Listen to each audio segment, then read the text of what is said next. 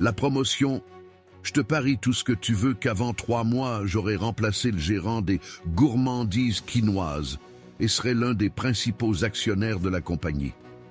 Et moi, que l'on me coupe la tête si avant la fin de l'année, je n'ai pas réussi à me faire aimer de la fille du patron pour retrouver le principal héritier du père de Colo. Tu présumes de tes forces, mon cher. Pas plus que toi de tes talents, mon bon ami. Les deux adversaires se trouvaient côte à côte, fraternellement assis sur le même banc de la cantine des établissements Docolo et Scié. Cette firme regroupe plusieurs maisons d'alimentation fortes connues, toutes situées dans les quartiers les plus populeux de Kinshasa, RDC.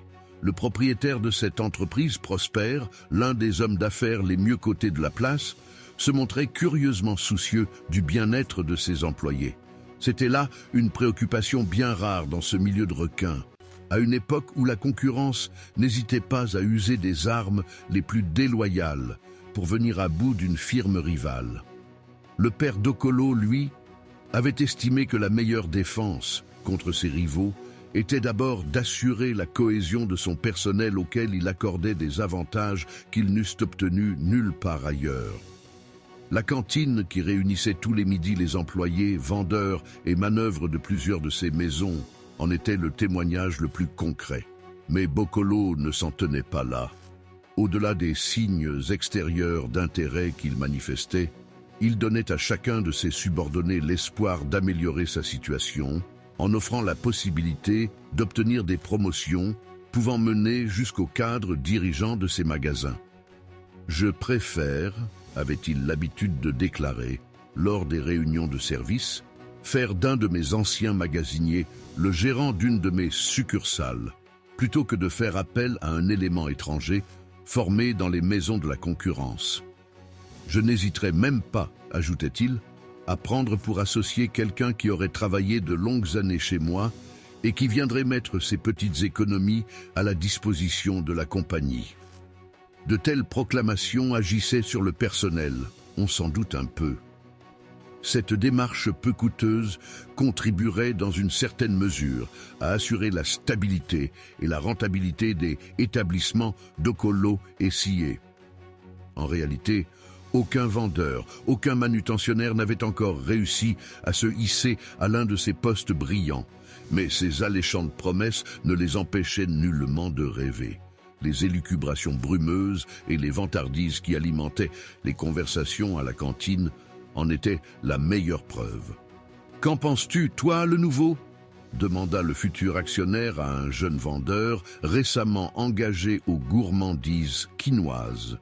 « Que veux-tu qu'il te dise ?» répliqua en ricanant le futur fiancé de l'héritière du clan Docolo. « Il fait ses premiers pas dans la boîte et n'a pas encore d'ambition.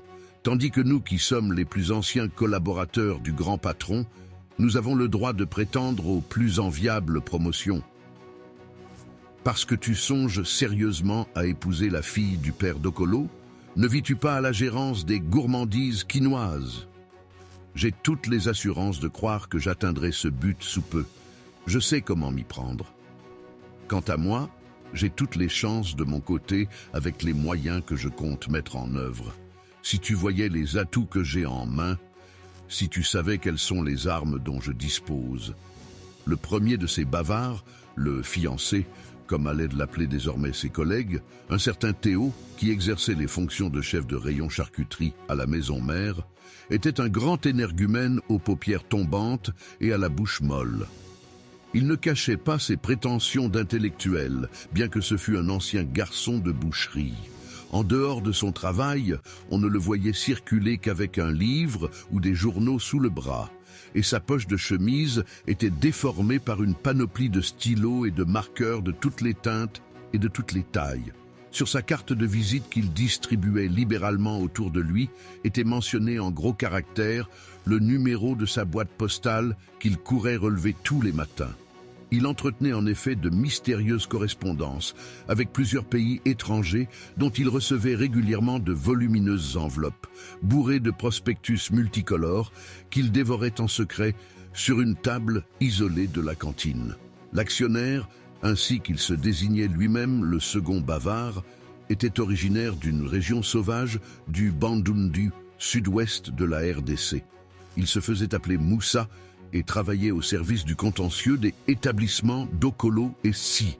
Il n'en était qu'un des plus modestes rouages, en dépit de son titre d'aide comptable dont il se glorifiait. Mais les erreurs dont il commettait quotidiennement sur les factures des clients le condamnaient à végéter sa vie entière à ce poste. De l'avis de ses chefs, il aurait eu plus d'avenir dans les saucissons que dans les colonnes de chiffres. Personne par ailleurs n'ignorait aux gourmandises quinoises et dans toutes ses filiales que Moussa était le petit-fils d'un marabout ou féticheur. Lui-même était grand consommateur de tisanes et drogues suspectes auxquelles il attribuait des vertus magiques. On le craignait un peu. L'esprit compétitif qui, à dater de ce jour, mit aux prises les deux rivaux, l'un pour conquérir la fille unique du père Dokolo, l'autre pour écarter le gérant de la maison mère, les signala à l'attention passionnée de tout le personnel des chaînes d'alimentation Dokolo. Ainsi, chacun suit pas à pas les progrès réalisés par les deux champions dans la conquête de l'amour et du pouvoir. Moussa arriva un matin au bureau, les yeux rougis par l'insomnie et peut-être aussi par la fumée de marijuana dont il se saoulait chaque nuit. « Je tiens le bon bout », confia-t-il à un ami. « Je suis assuré désormais de l'appui des esprits que j'ai entretenus de mes projets. Ils m'ont indiqué la route à suivre pour atteindre plus sûrement mon but. » Et il se plongea dans ses factures, avec une nouvelle énergie, montrant combien était agissante l'impulsion sacrée qui l'habitait et le guidait. Il sait ce qu'il doit faire, chuchotait-on avec respect autour de lui. Personne ne doutait plus de ses chances de succès. C'est tout juste si certains se retenaient encore de l'appeler patron. Pendant que Moussa se frayait ainsi un chemin vers la gloire, son concurrent direct rongeait son frein en silence. Il ne semblait pas encore très avancé dans ses entreprises amoureuses. Chaque fois que mademoiselle Dokolo venait au magasin, son regard passait par-dessus la tête de son soupirant comme s'il n'avait jamais existé. Ces jours-là, pas de fanfaronnade, pas de confidence pendant les heures d'affluence à la cantine. Il attend son heure, laissait entendre les plus avisés.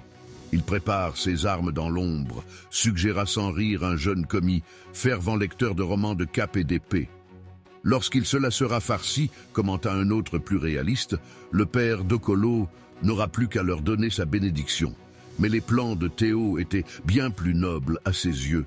On devait l'apprendre de sa bouche quelques semaines plus tard, quand il pénétra rayonnant dans la cantine. Il tenait serré contre son cœur une épaisse enveloppe couverte de timbres étrangers aux couleurs rutilantes. « Voilà », déclara-t-il, « maintenant je suis paré. La chute de cette fille n'est plus qu'une question de jours. » On s'agglutina autour de lui. On le presse de questions. Il ne pouvait dissimuler davantage les grandes lignes de la manœuvre qu'il allait tenter contre l'héritière. Après beaucoup de grimaces, de grands gestes, s'étant fait prier pour la forme, le séducteur s'expliqua « Vous ignorez peut-être que je suis depuis des années en relation avec d'éminents savants des Indes et du monde arabe. L'un de mes correspondants, que je considère comme un ami, n'est autre que le docteur Kitima bin Ramazani, grand spécialiste de la voyance, maître en magie noire, descendant et héritier des grands prêtres égyptiens de Memphis. » Se recueillant quelques instants pour laisser à l'assistance le temps de digérer cette étonnante information, Théo croisa davantage ses mains sur l'enveloppe mystérieuse.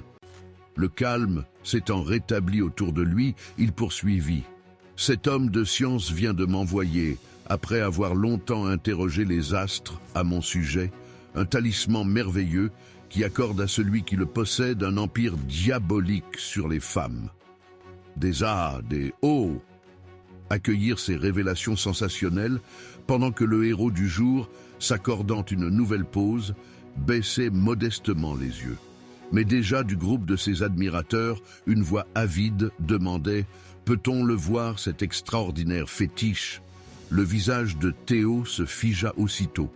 Pointant un doigt accusateur vers ce téméraire perturbateur, le fiancé se récria avec des accents de dignité offensée. Comment peut-on avoir l'audace d'appeler fétiche la divine effigie de Néfertiti? grande prêtresse de l'amour partagé, gravée dans une feuille d'or, martelée au pied de la grande pyramide Khéops. Ne sais-tu pas, malheureux, que seul le privilégié qui détient cet objet bénéfique a le droit d'y porter les yeux, sans crainte d'être aveuglé par son éclat? Théo, sans s'en rendre compte, avait un peu dépassé la mesure, et l'opinion se retourna contre lui. « Dis, mon gars, est-ce que tu ne te paierais pas un peu de notre tête par hasard? Si tu ne veux pas le montrer, ton bibelot, garde-le. On ne te l'aurait pas bouffé, on voulait seulement voir.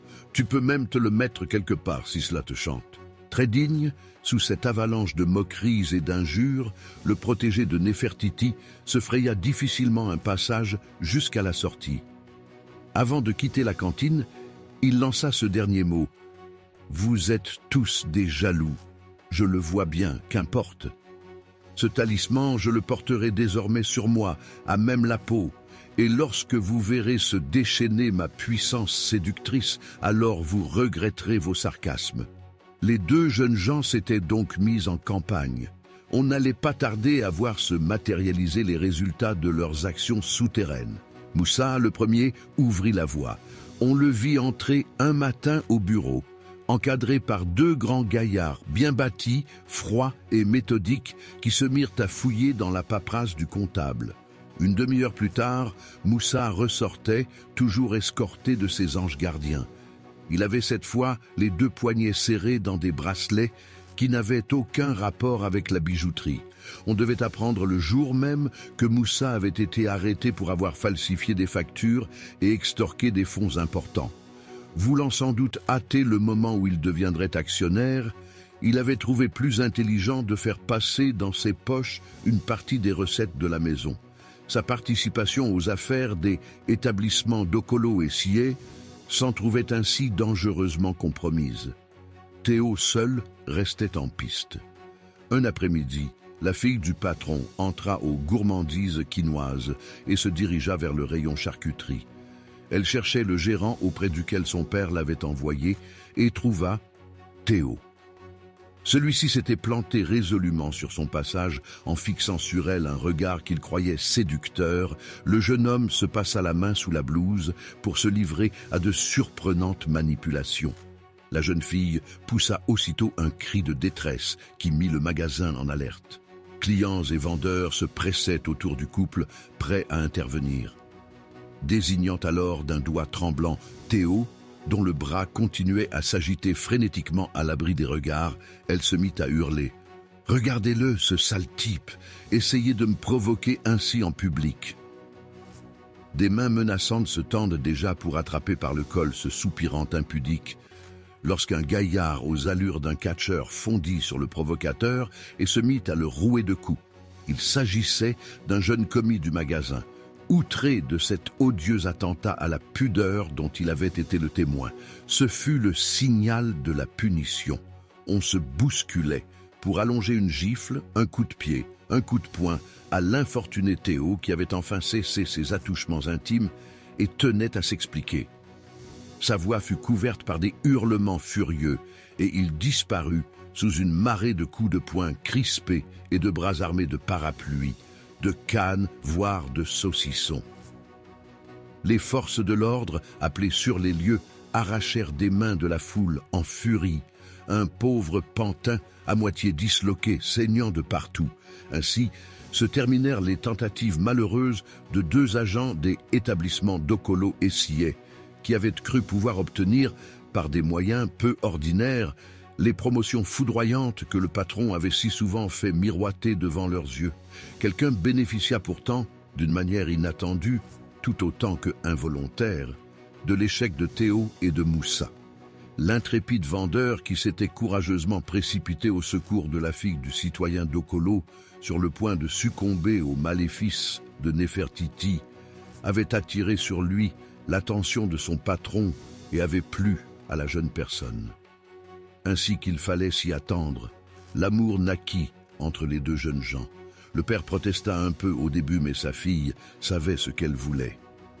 Ses arguments étaient sans réplique et le père Dokolo capitula. Voilà comment un jeune employé des gourmandises quinoises devint, sans l'avoir souhaité, l'héritier d'une des plus grandes chaînes d'alimentation de la grande métropole quinoise. Version moderne du berger qui épouse la princesse. Ceux qui ne croient ni à la magie ni aux fétiches y trouveront peut-être une autre explication.